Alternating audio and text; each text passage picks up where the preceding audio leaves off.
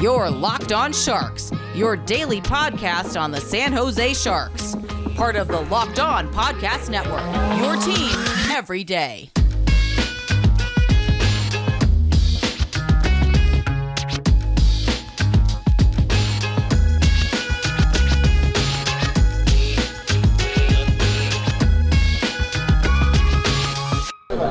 Just right now, stepping in your acceptance speech, but just really, what does this really mean to you that to spend 24 years in this organization, to have it celebrated here in San Jose?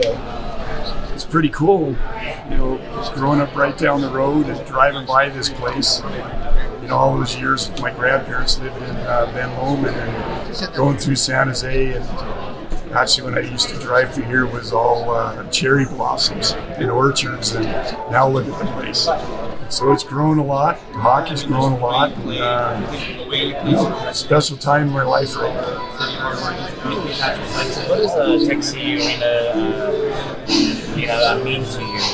Even though you weren't able to coach there as coach of Barracuda, but you built it. I know it.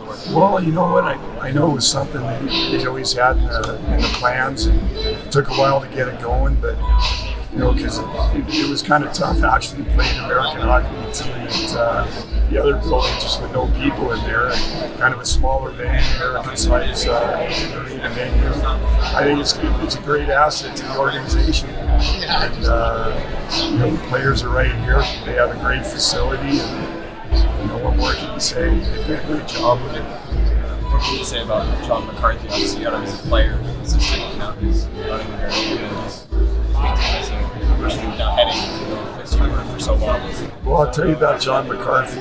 I was going to actually mention him, but I didn't want to get him too long with everything. But he played 10 years for me. When I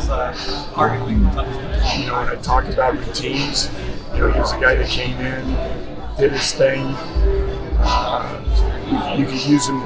He goes around you better. You can use him in center, right wing, left wing. Played on the power play. Moved down the line to the third or fourth line if you had to. Play up in the top line if you had to. Real inquisitive about coaching. And when the job came up, they made the right decision and hired him. Did you just have a sense, when you were coaching, that he could be a head coach? Oh, no, I always liked him. And I always respected him. I'd ask him about stuff like, what do you think we should do in the power play here? Or what do you think here? And he always had an answer, and he was usually the right one. Just for yourself, you keep coaching. The goal's announced that you retired. Yeah.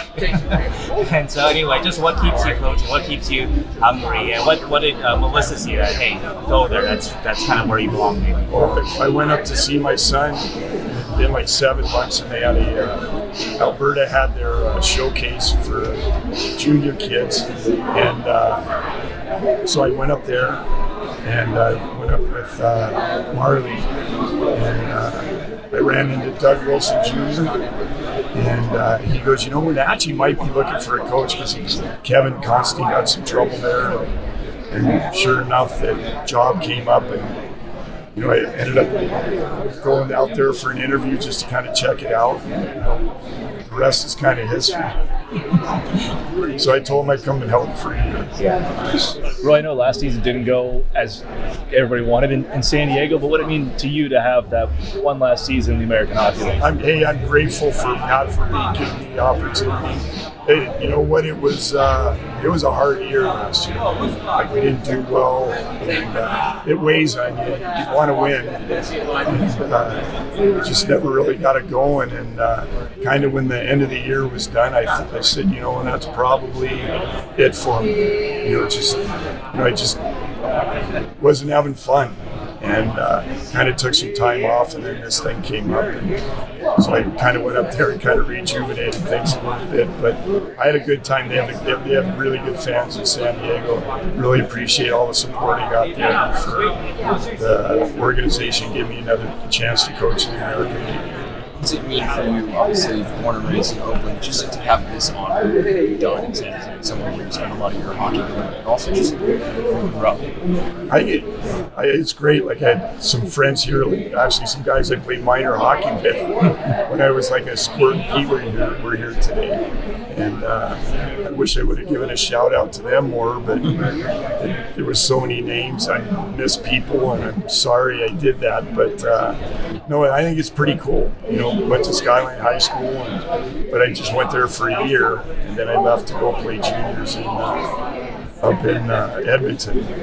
And so I'd never really been back, since I was 17 until we came back here. Roy, out of all your milestones and accomplishments that you've made coaching here in this organization, is there one that stands out to you or a favorite one for you? I don't know, I'd be cheating myself if I said that.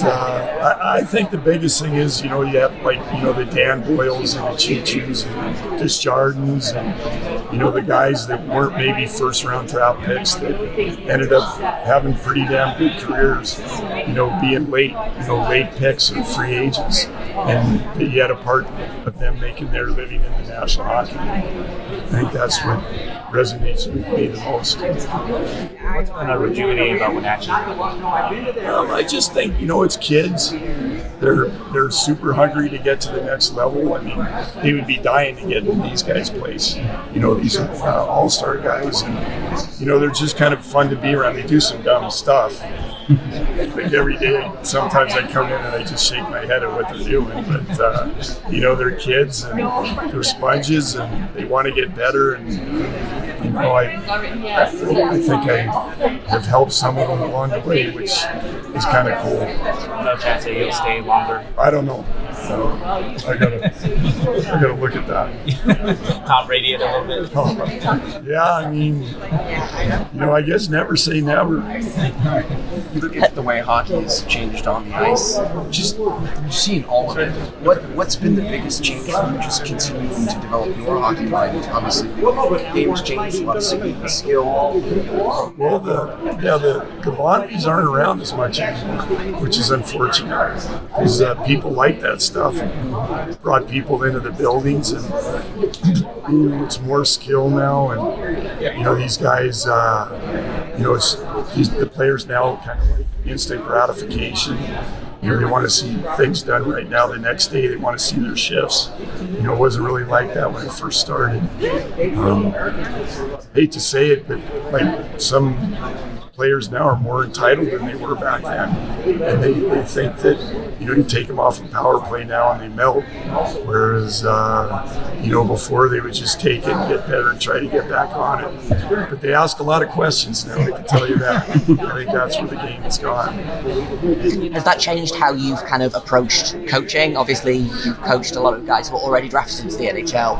Now you're trying to coach guys that are about to be drafted. Has that changed how you've looked at the game? I had to adapt. I think if I didn't adapt, I still wouldn't have been in the game. I don't think that yelling and screaming works anymore. I've always been kind of low-keyed, and I think the players kind of feed off that.